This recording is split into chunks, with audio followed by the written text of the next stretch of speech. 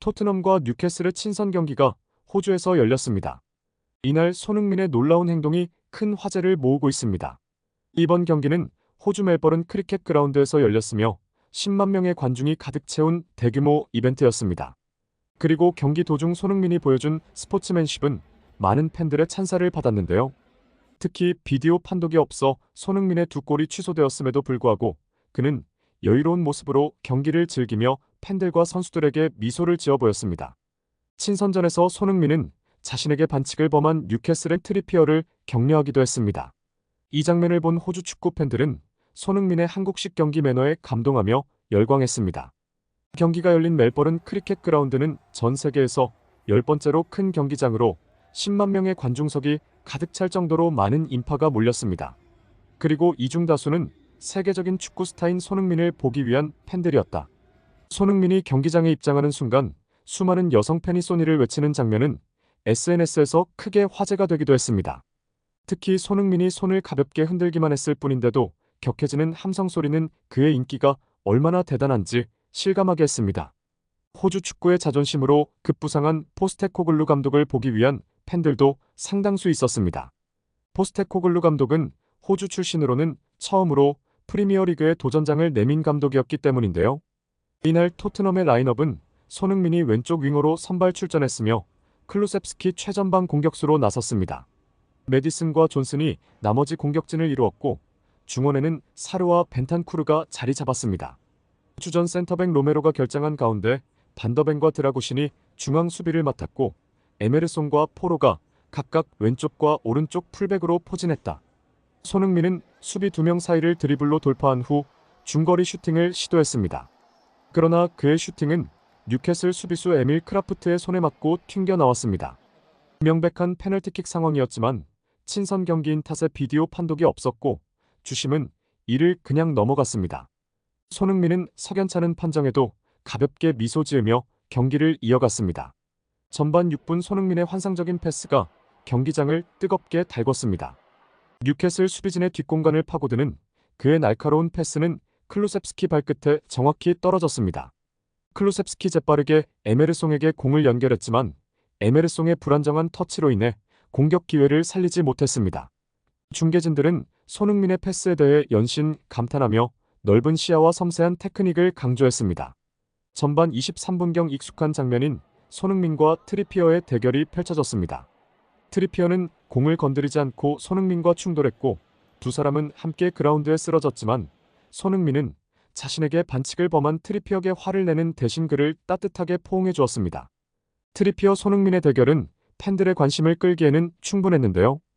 트리피어는 현재 프리미어리그에서 가장 인정받는 풀백 중 하나로 꾸준히 잉글랜드 국가대표팀에 발탁될 정도의 수준급 선수입니다. 그는 뉴캐슬의 핵심이자 대체 불가능한 핵심 수비수였다. 토트넘의 1차 맞대결에서 손흥민을 저지하려다 무려 3번 연속으로 굴욕적으로 제껴졌고 손흥민은 2개의 어시스트를 기록하면서 뉴캐슬을 무너뜨렸다. 이 정상급 풀백이 손도 못 쓰고 그대로 탈탈 털려버리는 장면은 뉴캐슬 팬들은 물론이고 영국 언론들조차도 충격이라는 반응이었습니다. 손흥민 선수는 피니셔로 유명했기 때문에 1대1 드리블에 큰 강점을 보이지 않는 선수라는 이미지가 강했기 때문이죠. 그리고 이번 경기에서도 트리피어는 손흥민에게 재차 농락당하면서 또다시 손흥민 선수의 하이라이트에 박제당하게 되었는데요. 심지어 반칙 직후 불과 몇 분 만에 트리피어는 다시 한번 손흥민을 넘어뜨리며 논란의 상황을 만들어냈습니다. 손흥민이 측면에서 박스 안으로 날카롭게 쇄도하자 트리피어는 손흥민의 진로 방향을 막아서 바디 체킹을 했고 이는 명백한 페널티킥 상황이었지만 주심은 이번에도 이를 보고 그냥 넘어갔습니다. 이 판정은 정규 시즌이었다면 주심에게 중징계까지 이어질 정도의 어처구니 없는 오심이었습니다.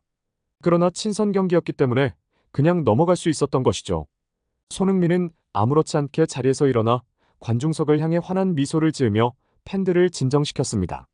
이를 지켜보던 중계진들은 특히나 손흥민의 스포츠맨십 감탄을 금치 못했습니다. 손흥민이 2골이나 취소당했음에도 불구하고 보인 행동이 정말 놀랍다고 반응했는데 경기는 1대1로 종료되었고 토트넘은 승부차기 끝에 뉴캐슬에게 패배하며 승리를 넘겨주게 되었습니다.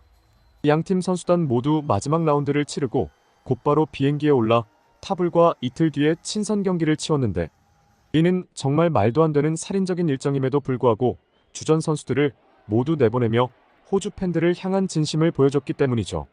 스카이 스포츠의 게리 네빌은 이번 투어에서 토트넘이 얻은 가장 큰 성과는 수익도 호주에서의 팬층 확보도 아닌 부상 선수 없이 무사히 집으로 돌아온 것이라고 지적했습니다. 특히 선수 출신 해설위원들은 선수들의 몸 상태와 그 한계를 몸소 경험해봤기 때문에 선수들의 피로와 부상 위험을 고려하지 않은 토트넘 구단을 강하게 비난했습니다. 한 시즌을 치르고 마지막 경기를 끝낸 선수들은 긴장감이 풀리며 동시에 피로감이 몰려오기 때문에 즉시 휴식을 취하지 않으면 근육 파열 부상으로 이어질 수 있기 때문인데요. 네빌은 예민해진 선수들의 근육 상태를 알면서도 경기 종료 후 바로 다음날 비행기로 17km 넘는 거리를 이동해 호주로 향하는 것은 선수의 안위를 고려하지 않은 토트넘 구단의 정신 나간 행동이라고 비난했습니다. 특히 손흥민 선수의 몸 상태는 더욱 우려되었다. 더 이상 20대 초반의 쌩쌩한 몸도 아니고 이제는 경기 수를 관리해줘야 할 나이이기 때문이죠. 게다가 이번 시즌 손흥민은 아시안컵까지 병행하며 유럽에서 가장 많은 출전 시간을 소화한 선수였습니다. 그렇기에 많은 팬들은 뉴캐슬전에서 손흥민의 선발 제외를 예상하기도 했습니다. 토트넘은 비카리오를 제외한 모든 1군 선수들을 선발로 내세웠고 지난 맨시티전과 셰필드전에 사용했던 스쿼드를 그대로 들고 나왔습니다. 이는 영국 현지에서 엄청난 손가락질을 받았지만 호주 팬들에게 있어서는 이보다 더 기쁠 수가 없었죠. 이번 호주 투어는 급작스럽게 준비된 일정이었기 때문에 주최 측에서는 걱정이 많았습니다.